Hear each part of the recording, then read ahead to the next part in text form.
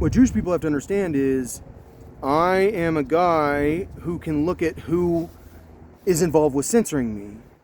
The Attorney General, like the Supreme Court, if they're aware of the situation, if the Supreme Court wanted to, they could say, you're not allowed to censor that guy. It's against the law. Instead, the Supreme Court, silent. And I'm just saying, like, I know everyone thinks the Supreme Court only deals with cases that get to them.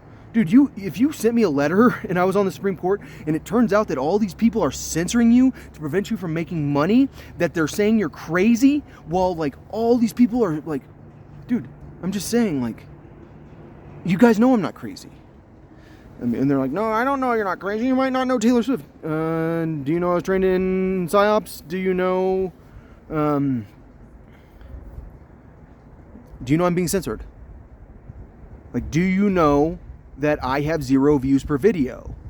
If you're watching this, do you know that you're a person that is proof that I am being censored?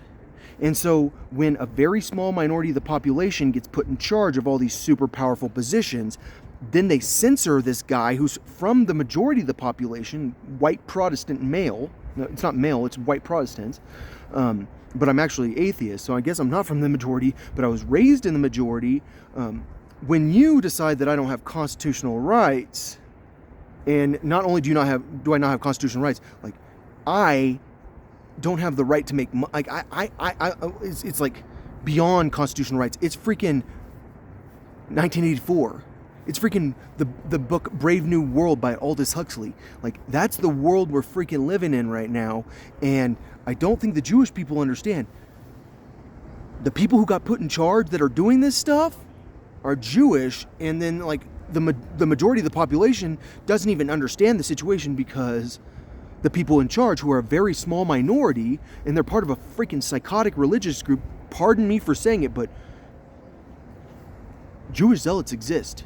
Like, I don't think that a lot of Jewish people are psychotic religious nuts. I don't think a lot of Christians are religious nuts.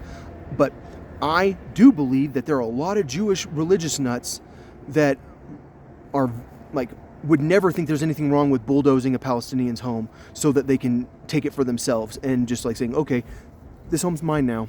It's not yours. I am entitled to this land because of the Bible.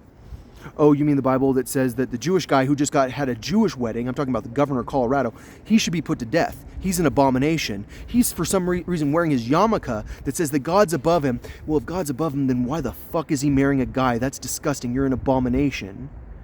I'm just saying, the Bible you follow is fucked up. And the Bible you follow is justification for you doing fucked up stuff. And then, like, you use your family connections and your church connections to take over the United States government and to take over the most powerful positions in the United States government. I said the director of the CIA is not Jewish. Do you know how many people are in the CIA that are Jewish? Way more than 2% of the CIA is Jewish. 2% of the U.S. population is Jewish. Way more than 2% is of the CIA. Why is that?